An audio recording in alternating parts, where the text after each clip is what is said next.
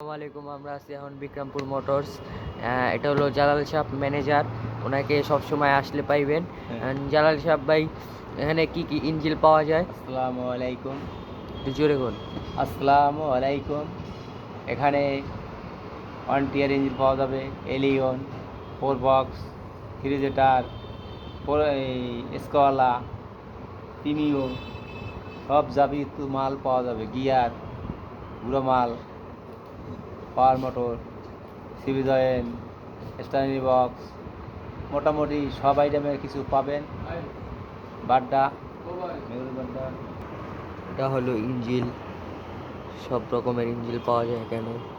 এই যে Axio, Premio, Allion, সব ধরনের ইঞ্জিল পাওয়া যায় আমাদের এখানে।